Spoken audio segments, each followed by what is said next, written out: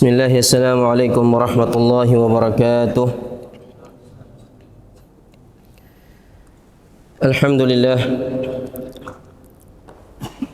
Alhamdulillahi ala ihsanih wa syukrun lahu ala taufiqihi wa amtinanih. Ashhadu an la ilaha illallah wahdahu la syarika lah ta'ziman li sya'nih wa ashhadu anna Muhammadan abduhu wa rasuluh ad-da'i ila ridwanih. Allahumma salli wa sallim ala nabiyyina Muhammadin wa ala alihi wa ashabihi ajma'in, amma ba'd. Rabbi israh li sadri wa yassir li amri wahlul 'uqdatam min lisani yafqahu qawli. Allahumma inna nas'aluka 'ilman nafi'an wa rizqan tayyiban wa amalan mutaqabbala, Allahumma amin. Ikhwani fiddin rahimani Allah wa iyyakum. Kembali kita melanjutkan pembahasan dari kitab Syarhus Sunnah lil Imam Al-Barbahari rahimahullahu ta'ala, seorang ulama yang wafat pada tahun 329 Hijriah.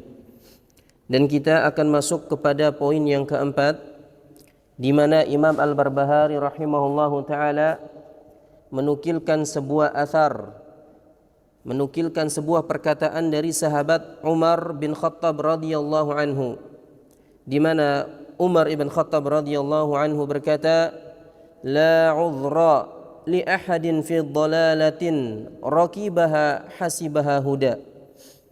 Kata beliau, tidak ada uzur bagi seseorang yang melakukan kesesatan, yang dia kira kesesatan tersebut itu adalah sebuah petunjuk, dan tidak ada uzur bagi orang yang meninggalkan petunjuk sedangkan dia mengira adalah sebuah kesesatan. Perhatikan baik-baik perkataan dari Umar bin Khattab radhiyallahu anhu, ana ulangi. Kata beliau, la udhra li ahadin fi dhalalatin rakibaha hasibaha huda wala fi huda tarakahu hasibahu dhalalah. Tidak ada uzur atau tidak ada alasan bagi seseorang yang melakukan kesesatan sedangkan dia mengira bahwa kesesatan tersebut adalah sebuah petunjuk, dan tidak ada uzur bagi seseorang yang meninggalkan petunjuk sedangkan dia mengira bahwa itu adalah kesesatan. Kenapa demikian? Faqad buyyinatil umur, karena perkaranya telah dijelaskan. Wa thabatatil hujjah, dan hujjahnya telah tegak. Wan qata'al uzur, dan telah terputus uzur. Nah, ikhwa azani Allah wa iyyakum, apa yang dimaksud oleh Umar radhiyallahu anhu terhadap perkataan beliau, yang intinya bahwa beliau menafikan uzur bagi mereka yang melakukan kesesatan, dan ini maksudnya adalah di akhirat. Allah Subhanahu wa ta'ala tidak memberikan uzur kepada pelaku kesesatan yang mengira kesesatan itu adalah sebuah petunjuk, dan Allah pun tidak akan memberikan uzur bagi mereka yang meninggalkan petunjuk sedangkan dia mengira itu adalah kesesatan. Kenapa? Karena perkaranya sudah diterangkan oleh Allah Subhanahu wa ta'ala. Maka lihat penjelasan dari Fadilatul Syekh Saleh Al-Fauzan Ibn Abdillah Al-Fauzan hafizahullahu ta'ala ketika mengomentari perkataan tidak ada uzur bagi seseorang. Apa kata beliau? Li'anna Allah bayyana al-haq, karena Allah Subhanahu wa ta'ala telah menjelaskan kebenaran. Wa fassalahu fil Qur'ani wa sunnah, dan Allah juga telah memperinci penjelasannya di dalam Al-Qur'an dan sunnah Nabi sallallahu alaihi wasallam. Fala udhra li ahadin hina idzin fi dhalalah. Maka kata beliau, tidak ada uzur bagi orang tersebut ketika dia terjerumus ke dalam kesesatan. Nah, ini ikhwah azani Allah wa iyyakum, Maksudnya adalah ketika seseorang melakukan kesesatan, kemudian di akhirat kelak di hari persidangan, maka Allah katakan kepadanya, Anda nggak dapat uzur. Kenapa? Karena hujjah telah jelas. Karena Allah Subhanahu wa taala telah membuat perjanjian sebelumnya dengan kita semua. Sebagaimana yang disebutkan di dalam surat Al-A'raf ayat 172 dan 173. Allah berfirman, "Wa idh akhadha rabbuka min bani adama min zuhurihim dzurriyyatahum wa ashhadahum ala anfusihim alastu bi rabbikum qalu bala syahidna." Ketika Allah Subhanahu wa taala mengeluarkan keturunan-keturunan Nabi Adam, kemudian mengambil perjanjian dengan mereka, lalu Allah berkata, alastu bi rabbikum, bukankah saya ini adalah Rabb kalian? Maka ini perjanjian yang dibuat oleh Allah Subhanahu wa taala dengan kita semua. Dan ini terjadi ketika di alam arwah, sebelum Allah meniupkan ruh kita semua di dalam janin ibu kita, maka Allah sebelumnya membuat perjanjian tersebut dengan seluruh manusia. Entah dia mukmin, entah dia kafir, entah dia orang munafik, semuanya telah membuat persaksian dan perjanjian bahwa Allah Subhanahu wa taala itu adalah Rabb mereka. Artinya ketika perjanjian tersebut disepakati oleh mereka, oleh manusia, berarti mereka harus meyakini bahwa Allah itu adalah Rabb mereka. Ketika mereka meyakini bahwa Allah itu adalah Rabb mereka, maka mereka harus beribadah kepada Allah Subhanahu wa taala. Makanya ketika perjanjian tersebut telah disepakati, lalu mereka ada orang-orang yang beribadah kepada selain Allah, maka tidak ada uzur. Kenapa? Allah Subhanahu wa taala telah membuat perjanjian kepada manusia. Ya, lalu mereka mengatakan, qalu bala syahidna, ya kami menyaksikannya, kami menyetujui perjanjian tersebut. Lalu Allah terangkan, an taqulu yaumal qiyamati inna kunna an hadza ghafilin. Kenapa Allah Subhanahu wa taala membuat perjanjian tersebut? Karena agar jangan sampai kalian di hari kiamat kelak mengatakan, saya ini lalai, saya ini nggak tahu, saya ini belum tahu dan sebagainya. Ya, kemudian kata Allah, au taqulu innama asyraka abauna min qablu wa kunna dzurriyyatan min ba'dihim afatuhlikuna bima fa'alal mubtilun. Atau alasan yang kedua, agar kalian juga jangan mengatakan sesungguhnya kesyirikan yang saya lakukan ini dari nenek moyang kita. Ya, dari nenek moyang kita. Sehingga apakah engkau ya Allah tetap menghukum kami dengan kesalahan tersebut, yang kesalahan itu datangnya dari nenek moyang kami? Maka ini dua alasan ya yang Allah Subhanahu wa taala tetapkan kepada hambanya agar jangan sampai mereka itu mengatakan dua hal tadi. Pertama, jangan sampai mereka mengatakan kami belum tahu, saya belum tahu, padahal sudah dibuat perjanjiannya bahwa Allah itu adalah Rabb mereka dan mereka wajib beribadah kepada Allah Subhanahu wa taala. Yang kedua, agar mereka juga jangan ngeles, jangan beralasan ibadah yang mereka lakukan itu dari nenek moyang mereka. Ya, padahal mereka sendiri sudah tahu tujuan mereka diciptakan adalah untuk beribadah kepada Allah. Makanya Allah Subhanahu wa taala ya mengutus para rasul untuk mengingatkan perjanjian tersebut. Ya, mengingatkan perjanjian dengan Allah Subhanahu wa taala, ya, bahwasanya kita semua telah membuat perjanjian dengan Rabb kita, yaitu mengakui bahwa Allah Subhanahu wa taala itu adalah Rabb kita. Ya. Makanya dikatakan juga oleh Al-Hafidh Al-Hakami dalam kitabnya Sulamul Wusul Sulamul Wusul ila Ilmil Wusul fi Tauhidillahi wa Ittiba'ir Rasul. Beliau mengatakan, wa ba'da hadza ruslahu qad arsala lahum wa bil haqqil kitaba anzala. Dan setelah diutusnya para rasul kepada mereka dengan kebenaran dan diturunkannya kitab, yaitu Al-Qur'anul Karim, ya, likai bihadzal ahdi yudzakiruhum wa yunziruhum wa yubashshiruhum kay la yakuna hujjatun linnasi balillahi a'la hujjatin azza wajal. Kata beliau, agar ya dengan perjanjian ini, tadi perjanjiannya apa? Ya, perjanjiannya sebelum Allah meniupkan ruh kita ke janin ibu kita, perjanjiannya adalah pengakuan bahwa Allah itu adalah Rabb kita. Maka dengan diutusnya para rasul itu sebagai pengingat bahwa kita ini memiliki perjanjian tadi, ya, agar para rasul itu mengingatkan kepada manusia, kemudian memperingati manusia akan bahaya api neraka, wa yubashshiruhum, dan memberikan kabar gembira kepada manusia akan adanya surga, sehingga tidak ada hujah lagi bagi manusia, tidak ada uzur, tidak ada alasan lagi bagi manusia, dan hujah yang maha tinggi milik Allah subhanahu wa ta'ala, ya, milik Allah subhanahu wa ta'ala, ya.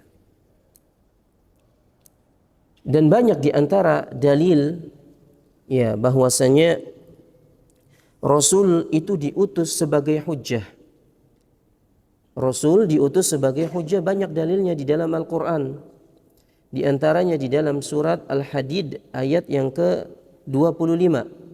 Allah berfirman, laqad arsalna rusulana bil bayyinat wa anzalna ma'ahumul kitab wal mizana liyaquman nasu bil qist. Sungguh kami mengutus para rasul dengan bukti-bukti yang nyata, kata Allah, dan kami turunkan pula kepada para rasul kitab-kitab. Ini juga dalil bahwasanya para rasul ketika mereka diutus kepada orang-orang yang menyimpang, kepada kaum-kaum yang membangkang, mereka dibekali kitab. Berarti kitab Allah subhanahu wa ta'ala itu banyak. Ya, Allah mengatakan di sini wa anzalna ma'ahumul kitab, dan kami turunkan kepada mereka para rasul kitab-kitab. Ya, hanya saja kitab yang dikabarkan kepada kita hanya 5. Taurat, Zabur, Injil, Al-Quran, dan Suhuf Ibrahim dan Musa. Makanya mengimani kitab-kitab Allah subhanahu wa ta'ala itu ada secara global, yaitu dengan mengimani seluruh firman Allah, mengimani seluruh kitab-kitab Allah. Dan ada iman secara khusus, yaitu mengkhususkan mengimani kitab yang 5 tadi yang disebutkan, ya, oleh Rasulullah sallallahu alaihi wasallam. Ya, dan bukti di antara bahwa kitab Allah itu banyak, ya, dalam sebuah ayat yang sering kita baca. Ya, dalam surat Al-Kahfi Allah berfirman, "Qul law kana al-bahru midadan li kalimati rabbi lanafidha al-bahru qabla an tanfadha kalimatu rabbi walau ji'na bimithlihi madada." Katakanlah, ya, seandainya lautan itu berubah menjadi tinta, lautan yang luas itu berubah menjadi tinta, kemudian digunakan untuk menulis firman Allah subhanahu wa ta'ala, maka niscaya tidak akan pernah cukup. Meskipun didatangkan lautan yang semisalnya, kemudian berubah menjadi tinta dan ditulis lagi untuk menulis firman Allah subhanahu wa ta'ala, maka itu tidak akan cukup. Menunjukkan bahwa firman Allah itu banyak sekali, namun yang dikabarkan kepada kita terbatas, ya, terbatas. Ya, maka kita harus meyakini bahwa kitab-kitab Allah itu banyak, namun yang dikabarkan kepada kita hanya 5. Kemudian ikhwah azani Allah wa iyyakum, di antara bukti juga bahwa para rasul diutus kepada kita itu sebagai hujjah adalah di dalam surat An-Nisa ayat 165. Allah berfirman, rusulan mubashshirina wa mudhirin li'alla yakuna linnasi 'ala Allahi hujjatun ba'da rusul. Para rasul itu diutus untuk menyampaikan kabar-kabar gembira, dan mereka diutus juga untuk memperingatkan perkara-perkara yang berbahaya. Kenapa? Agar tidak ada manusia yang berhujjah, beralasan di hadapan Allah subhanahu wa ta'ala setelah diutusnya para rasul. Ya, setelah diutusnya para rasul. Maka benar apa yang dikatakan oleh Umar ibn Khattab radhiyallahu anhu ini, bahwasanya tidak ada uzur di hadapan Allah Subhanahu wa taala bagi mereka orang-orang yang melakukan kesesatan yang dia anggap kebenaran, ataupun sebaliknya tidak ada uzur bagi mereka yang meninggalkan kebenaran karena dia mengira bahwa itu adalah kesesatan. Kenapa? Karena buyyinatil umur, perkaranya sudah jelas, hujahnya sudah tegak dengan diutusnya para rasul. Ya, jadi difahami ini nanti di hadapan Allah Subhanahu wa taala mereka tidak lagi mendapatkan uzur, tidak bisa. Kenapa? Karena mereka semuanya telah sampai Al-Quran dan Sunnah ataupun penjelasan-penjelasan tentang agama Islam ini kepada mereka. Adapun yang mendapatkan uzur siapa? Ya, di antaranya adalah ahlul fatrah, mereka yang benar-benar tidak mendapatkan dakwah sama sekali, belum sampai hujah sama sekali kepada mereka, seperti orang-orang yang misalnya tinggal di pegunungan atau tinggal di pelosok, yang mereka itu tidak mendengar Nabi SAW, tidak pernah mendengar dakwah Nabi atau tidak pernah mendengar Islam, maka orang seperti itu dikategorikan oleh para ulama sebagai ahlul fatrah, dan mereka lah yang mendapatkan uzur. Allah mengatakan, "Wa ma kunna mu'adzibina hatta nab'atha rasula," dan tidaklah kami menghukum ya suatu kaum kecuali kami telah mengutus rasul kepada mereka. Jadi selama belum sampai hujjah kepada mereka, maka mereka lah yang mendapatkan uzur, ya. Dan ini dirinci juga oleh Allah Subhanahu wa taala di dalam surat Qasas ayat yang ke-59. Allah Subhanahu wa taala berkata, "Wa ma kana rabbuka muhlikal qura hatta yab'atha fi ummiha rasula yatlu 'alaihim ayatina wa ma kunna muhlikil qura illa wa ahluha zalimun." Di sini Allah Subhanahu wa taala mengatakan, tidaklah Rabb kami, ya, tidaklah Rabbmu Allah Subhanahu wa taala membinasakan suatu negeri, suatu penduduk, sampai Allah Subhanahu wa taala mengutus kepada mereka seorang rasul di ibu kota mereka.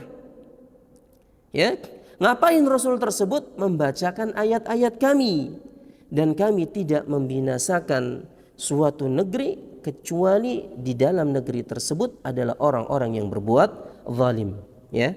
Jadi bisa difahami di dalam ayat ini Allah Subhanahu wa taala akan memberikan hukuman, akan memberikan azab, ya, akan membinasakan suatu kaum yang mana kaum tersebut telah sampai kepada rasul. Adapun ketika belum sampai kepada mereka rasul, maka Allah tidak akan mengazabnya. Ya. Dan alasan yang kedua, Allah akan mengadab suatu negeri, suatu penduduk tatkala penduduk negeri tersebut itu berbuat zalim, ya, berbuat zalim. Artinya ikhwah a'azzani Allah wa iyyakum, berarti di sini hujjah Allah Subhanahu wa taala kepada hamba-hambanya itu begitu jelas.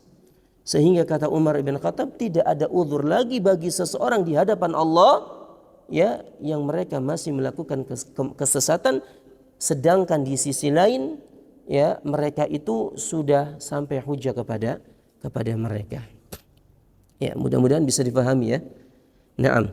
Namun di sini, ya, Syekh Al-Fauzan hafizahullah taala mengatakan, ya, kenapa mereka enggak dapat uzur?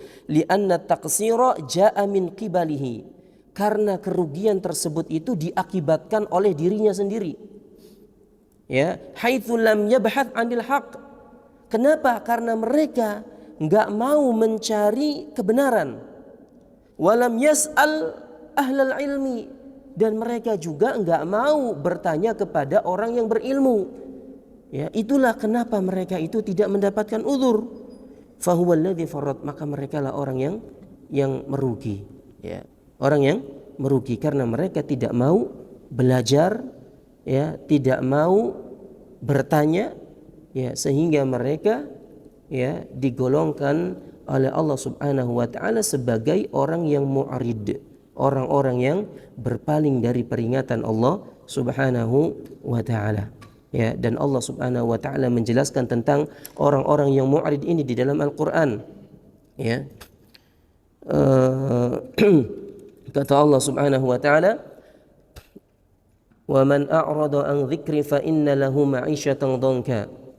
Siapa yang berpaling dari peringatanku, maka baginya kehidupan yang sempit. Wa yuhsyaru yaumal qiyamati a'ma. Dan orang mu'rid tersebut pada hari kiamat kelak akan dibangkitkan dalam keadaan buta. Lalu dia berkata, qala rabbi lima hasyartani a'ma wa qad kuntu basira. Ya, orang tersebut protes kepada Allah, ya Allah, kenapa engkau bangkitkan aku dalam keadaan buta sedangkan aku di dunia bisa melihat? Maka Allah bantah, kadzalika atatka ayatuna fanasitaha wa kadzalikal yauma tunsa. Pada hari itu ketika datang ayat-ayat kami kepada kalian, kalian melupakannya, kalian meninggalkannya. Sehingga pada hari ini pun kami meninggalkan kalian. Ya. Ya. Taib. Ikhwa a'azzani Allah wa iyyakum.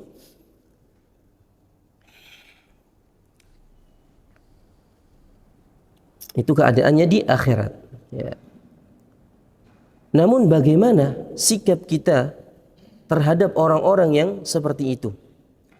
Dan ini juga memurojaah sebagaimana apa yang pernah kita terangkan tentang masalah adanya uzur bil jahal. Sebagian ulama ya mengingkari uzur bil jahal ini dan sebagian lagi menetapkan. Pada dasarnya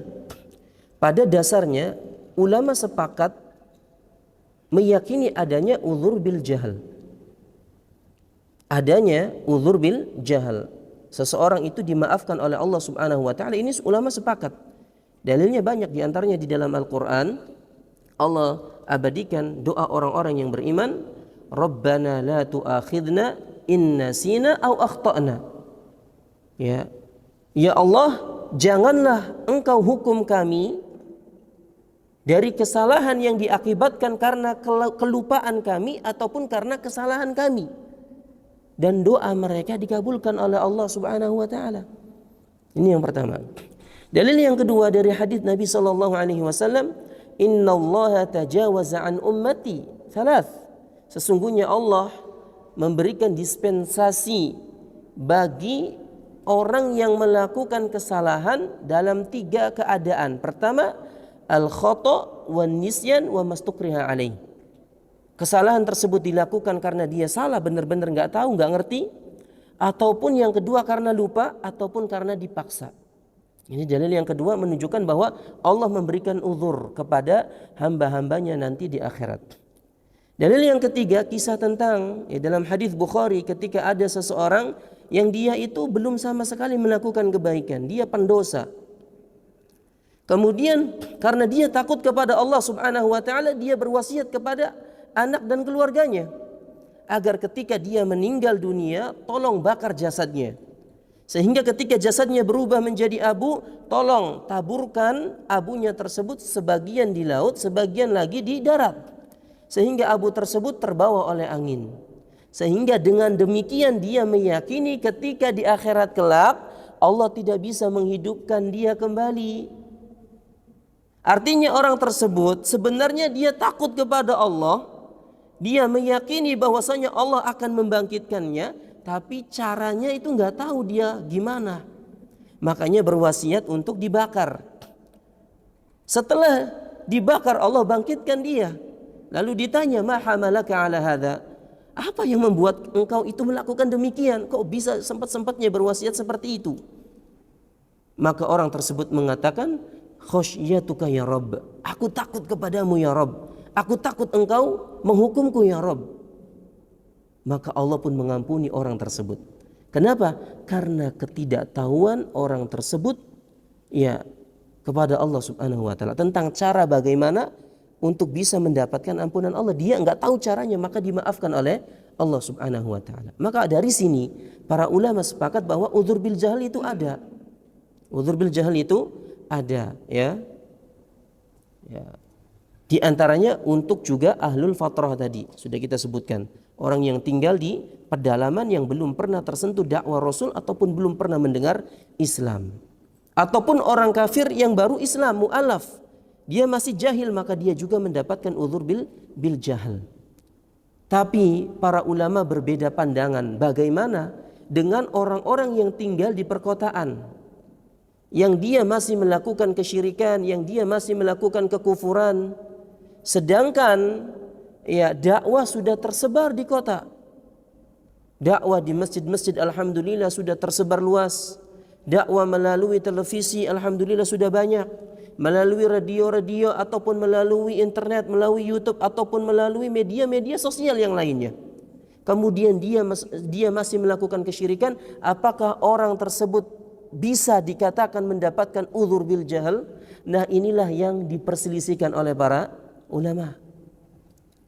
Namun kita tarik kesimpulannya di akhirat kelak, orang yang seperti itu, sebagaimana yang dikatakan oleh Umar bin Khattab, maka ketika sudah ada wasilah-wasilah yang sampai kepada mereka, tapi dia nggak mau belajar, dia nggak mau bertanya, ya kenapa? Karena kalau saya belajar nanti saya tahu ilmunya, nanti saya nggak bisa melakukan ini dan itu.